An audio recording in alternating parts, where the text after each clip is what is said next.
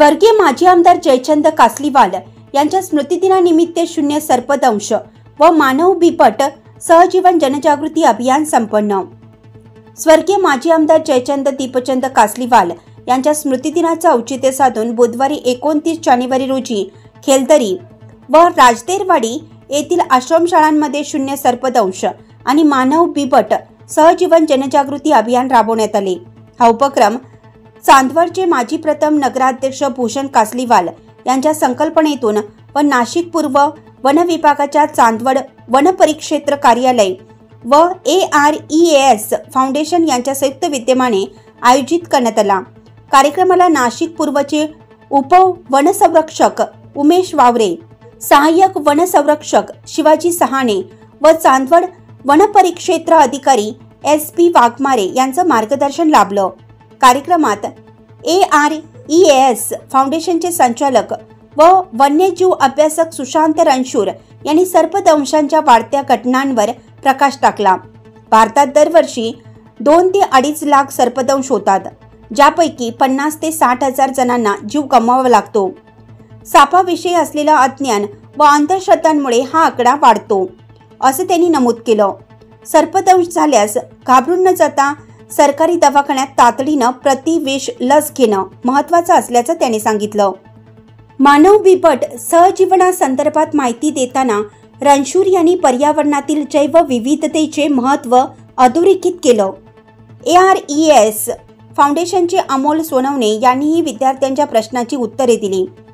वनरक्षक सुनील खंदारे यांनी जंगलातील नैसर्गिक संसाधनांचे संवर्धन, वन्य प्राण्यांचे महत्त्व व जंगलातील आगीचे परिणाम यावर मार्गदर्शन केलं।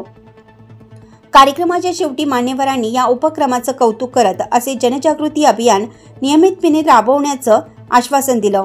विद्यार्थ्यांना शून्य सर्पदंश व मानव बिबट सहजीवनाची माहिती पत्रके वाटण्यात आली। तुम्हाला ते प्रश्न पडले पाहिजे, प्रश्न पडल्याशिवाय त्याचे उत्तर तुम्हाला मिळणार नाही। तर मग ह्या सगळ्या निसर्गातल्या अन्न साखळीचा आपण भाग आहोत आणि त्याच्यामध्ये या निसर्गाने आपल्याला भरपूर काही दिलेलं आहे। त्यामुळे ते निसर्ग ओरबाटण्यापेक्षा आपल्याला त्याला कसं साबूत ठेवता येईल, कसं व्यवस्थित ठेवता येईल हे आपण बघितलं गरजेचं आहे। मग हा साप आपल्याला का वाचवायचा आहे, तर या सापापासून अनेक जे आपले आजार आहेत, कॅन्सर आहे, दमा आहे, फेफरा आहे, यांच्यावरची जी औषधं तयार होतात हे सापाच्या विषापासून तयार केलेले असतात। म्हणून आपल्याला सापाचं विष वाचवायचंय, म्हणजे साप पण वाचवायचं। एवढंच काय, तर रस्त्यावरती आपला ऍक्सिडेंट झाला, आपलं रक्त ऍक्सिडेंट मधून जे वाहत आहे ते थांबत नाहीये, ते त्वरित वन विभागाला कळवावे।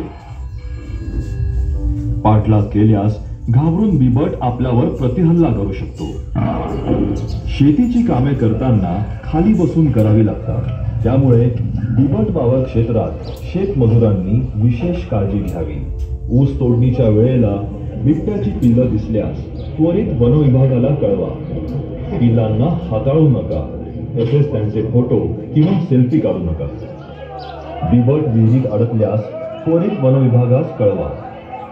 गर्दी गोंधळ करू नका आणि वन विभागाला बिबट्याची सुटका करण्यास सहकार्य करा। पिंजऱ्यात अडकलेल्या बिबट्याला डिवचवू नका किंवा त्याचे फोटो काढू नका। बिबट्या संदर्भात अफवा किंवा चुकीच्या बातम्या पसरवू नका, अफवांकडे दुर्लक्ष करा। शेती कामासाठी आलेल्या मेंढपाळांनी बिबट हल्ला करू नये यासाठी विशेष दक्षता घ्यावी। नाशिक लक्ष न्यूज ब्युरो रिपोर्ट, नाशिक।